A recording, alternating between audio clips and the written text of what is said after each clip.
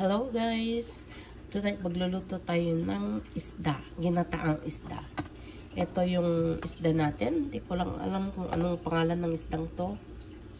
Yan, parang pampano siya pero hindi ko sure. So, at saka yung onion natin and ginger. And yung tomato natin. At saka yung coconut milk natin. And of course, may magic sarap tayo dito. So, we will start. Lagyan muna natin ng konting oil. Vegetable oil.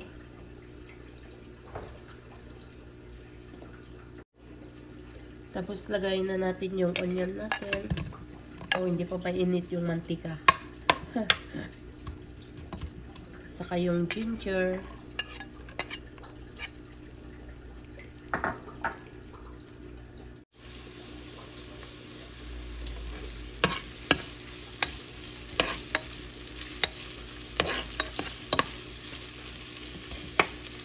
Ayan.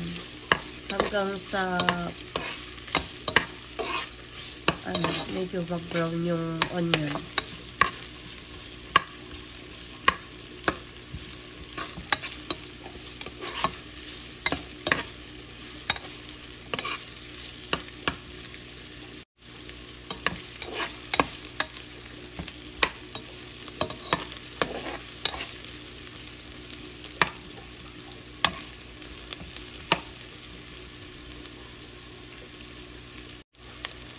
Then, lagay na natin yung kamatis.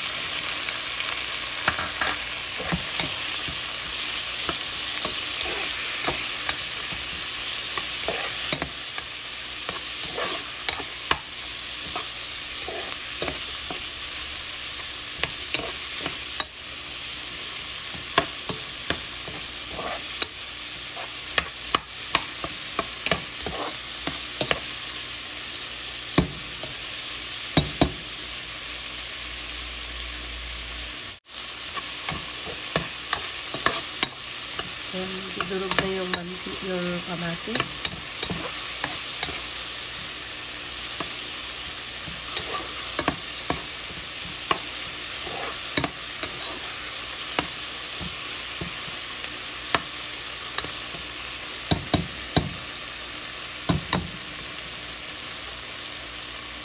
Tapos, lagay na natin yung isda natin.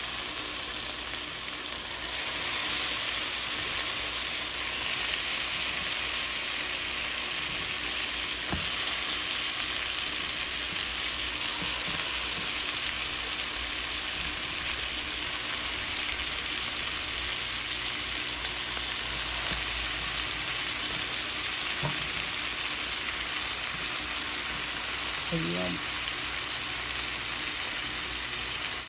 And lagyan natin ng konting tubig para maluto siya.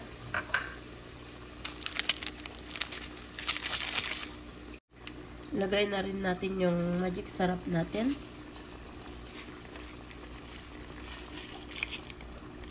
Ayan.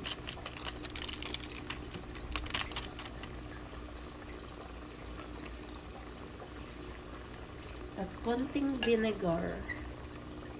Konti lang kasi may may kamatis. Ayaw nila ng maasim.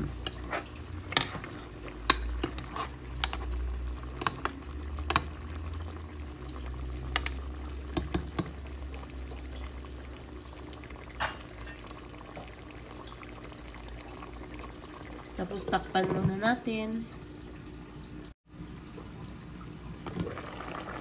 Ilagay na rin natin yung coconut milk. Oh my God, ang dami niyang tubig.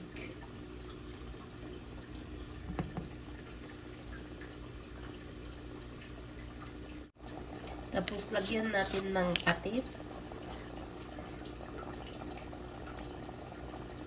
Fish sauce. Oh, masyado yatang marami. Hindi natin ilagay lahat kasi kanyang magandang resulta. Tingnan nyo yung kamatis na ginisa ko.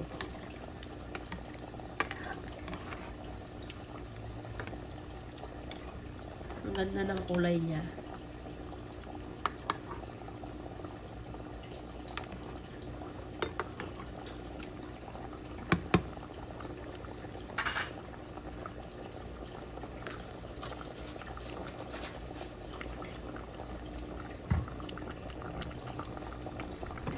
Tapos takpan muna natin.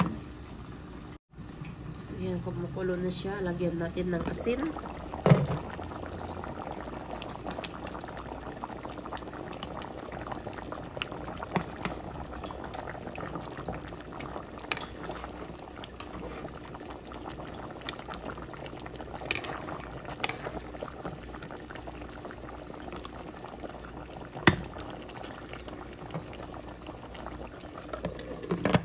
Kuluan lang natin ng mga 15 to 18 minutes. May pumpkin tayo dito, konting pumpkin. Tapos lagyan din natin ng konting kalabasa para kay baby.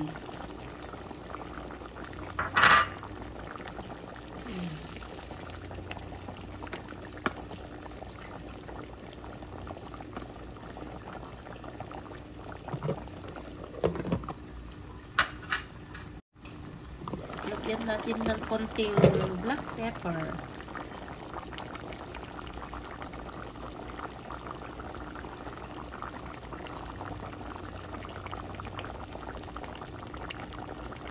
Ayan.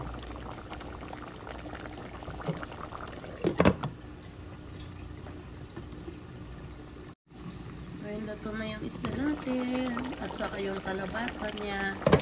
So, pwede na natin ilagay yung broccoli. Ayan. Dahil mahilig si Levi ng broccoli, lagyan natin ng konti lang para may makain siya. Gulay. Ito lang kasi yung vegetables na gusto niya, yung kalabasa at saka broccoli.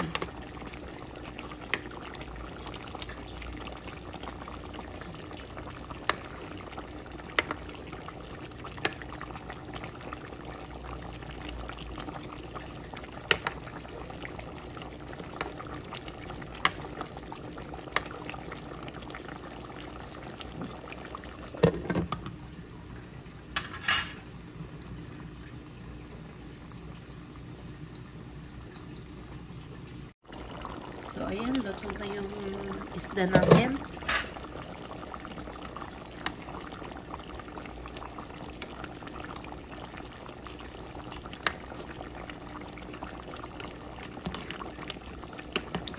Yung isda natin na may kalabasa. Ginataang isda na may kalabasa at saka broccoli.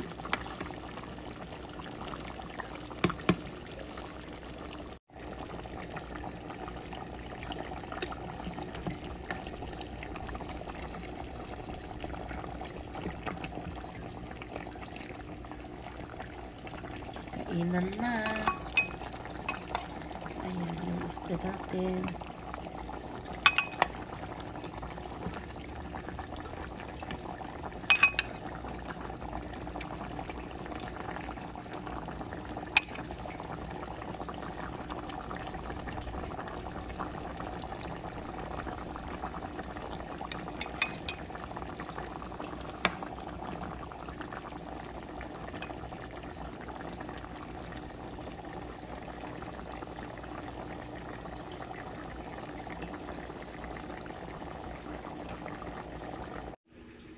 So, ayan na po yung hindi ako makahinga kasi parang inuubo na naman ako. So, ayan na yung natin, yung ginataang isda natin with kalabasa at saka broccoli. Yan. So, this is for tonight. Thank you for watching. See you guys next time. Bye!